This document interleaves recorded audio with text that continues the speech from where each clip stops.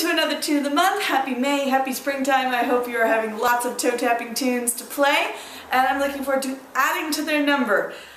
This tune is one of my very long time favorites. I remember falling asleep under the piano while my mother learned it from the Dean of Franco-American Fiddling up in Maine, Mr. Don Roy, and I have loved it ever since.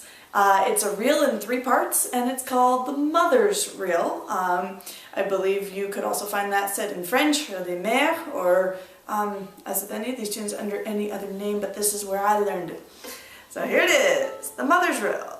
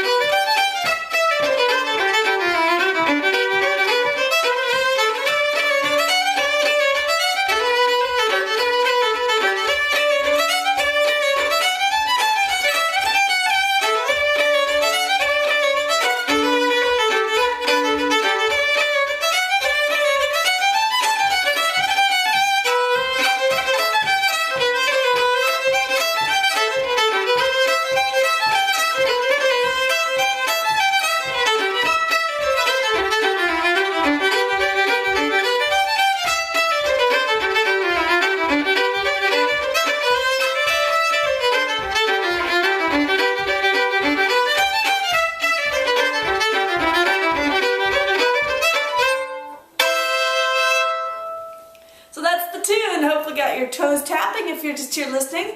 And if you're here learning, grab your instrument and let's go, because there's some dances to be had.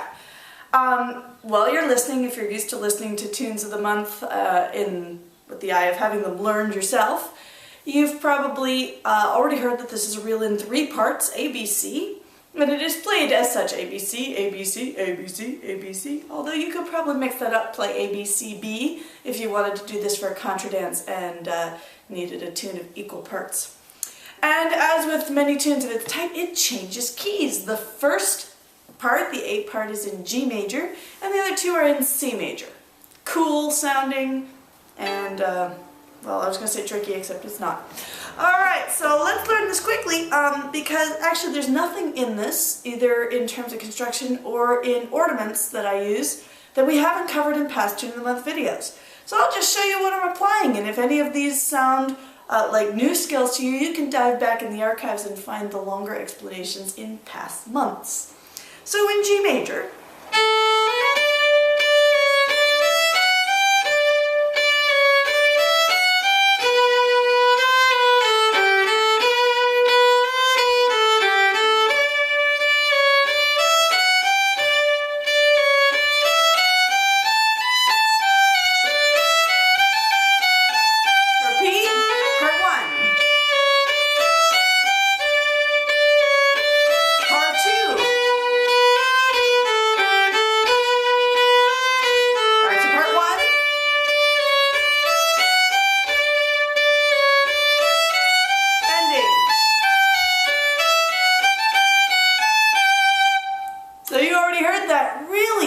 in terms of notes. A lot of these French-Canadian tunes are, but what makes them so cool is the rhythmic drive. So you'll notice I'm not using a whole lot of slurs, and I'm really kind of feeling those down bows heavily, almost like I'm dribbling a basketball with this right hand, putting those nice chunky accents on it. And you heard even each part is super repetitive, like that part 1. You land, pick up, and go down this, up the scale. Do it again. That's it. And the same thing for part 2. This one is down. Back to part 1. Up the scale. Up the scale. And the ending.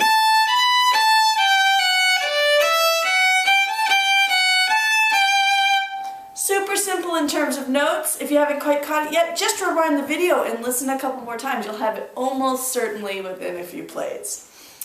All right, so for the B part, we're going to switch to C major, which means get rid of all those F sharps. And here it goes.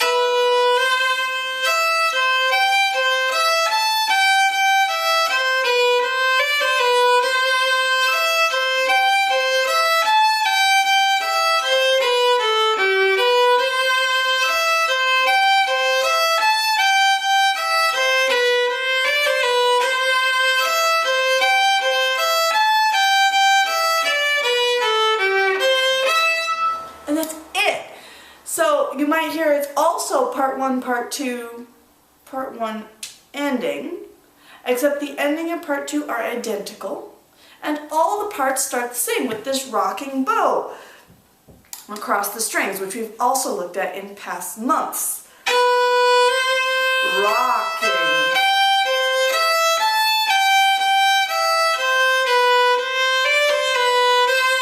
So you'll notice because of that rocking bowing, I'm using a really specific bowing pattern. I'm down bow and I'm slurring down. And up bow to get out of it. Alright, and the reason is because whenever you have rocking bows, whichever note is the melody, the moving note, the part that would get stuck in your head, needs to fall in a down bow. So that has the weight of gravity behind it. Alright, so I'll do it again. You'll notice I'll use this pattern every single mini section. Part 1, slur down bow, down, down, down, down. And slur a little up bow to get you out of there, and then do it again.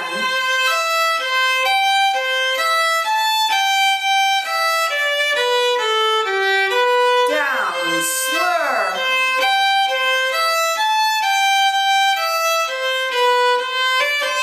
Down, slur.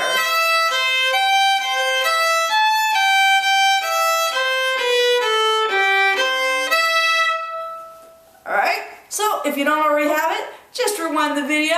I'm sure you'll have it in a second and using your rocking bow technique. Also very common in French Canadian tunes. And here we are at the C part. Again, very similar. Have a listen to it slowly with no ornaments.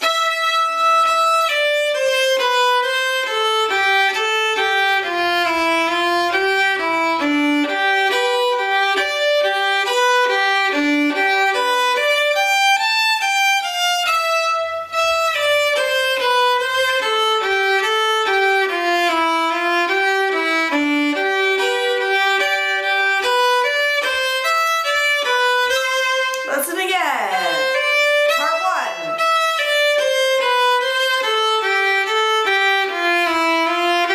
Part 2 is a rocking bow.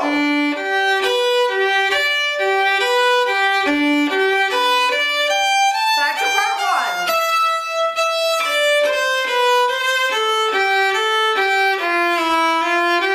Rocking bow part 2. Or ending rather. Alright, so you heard me call the ending part 2 by accident because, again, they're so similar. They start the same way. Lots of repetition, which is part of what makes it so catchy. I'll just break down those parts of the C section real fast here. And because I have a quarter note, I'm going to slur a buffer 2 notes.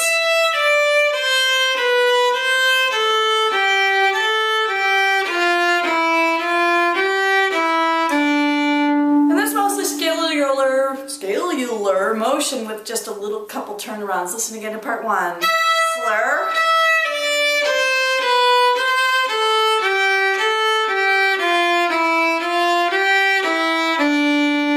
Mostly neighbors.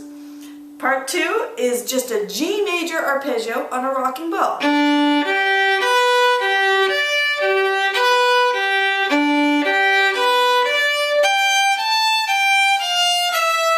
Did you catch it? Mostly G major arpeggios.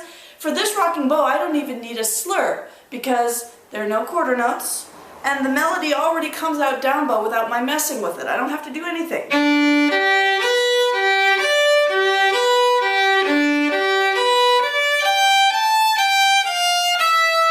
Slur, neighbor.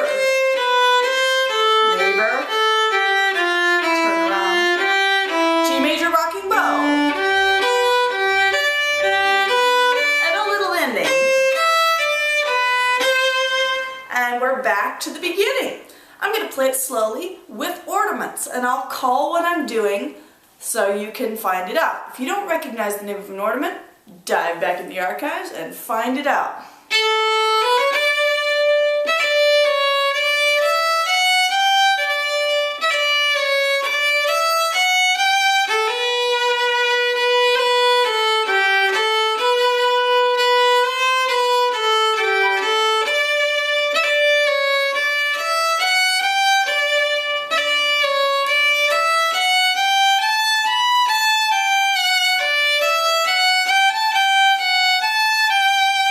Did you catch him? I'm in the A section, so back to G major.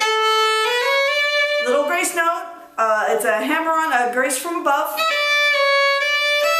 course, it's the same thing again. Hammer-on.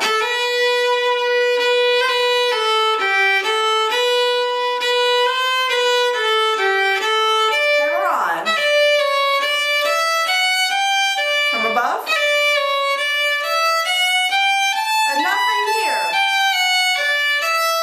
Triplet you can take as a cut. That's your choice, the ending there. If you put it separate bows and turn it into a cut triplet, it's a little dancier and more ornament, or you can slur it. Makes it a little smoother, a little more down East Canadian. Your choice. I tend to switch them off. Alright, so the B section.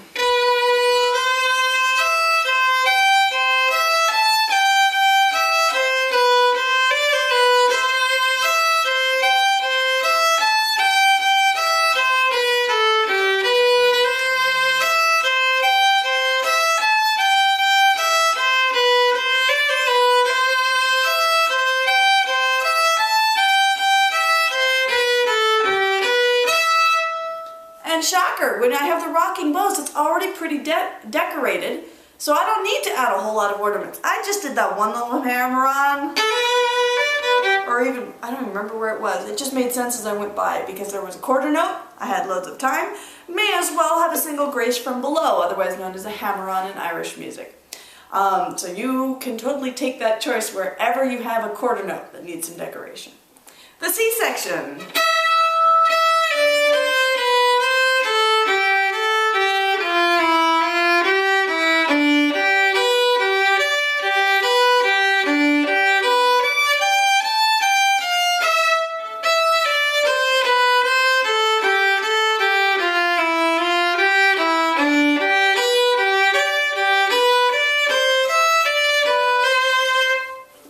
Situation. I don't need to decorate that a lot. It's already pretty busy with the neighbor tones and the rocking bow. I don't need a whole lot of left-hand ornaments. I'm just making it sound really fancy by leaning on the down bow accents. So that's the whole tune, and that's how I decorate it. Of course, you could always throw in more hammer-ons wherever you wanted. You could throw in a cut triplet wherever you wanted. Probably where you're going to want to do those things is on quarter notes, because you have more time. The same ornamentation principle we've been playing with all along. So I'll close by playing through the whole tune at a medium speed with all the ornaments in, so you can practice along with me. And as always, remember, if you would like sheet music for this and any future tunes of the month, I'll always send them out for anybody who's subscribed to my email newsletter. And if you want to do that, you can go to my website, www.mariblack.com, and hit sign up. And any future emails you get from me will include this and future tunes of the month as they come out. Here's the mother's reel to finish.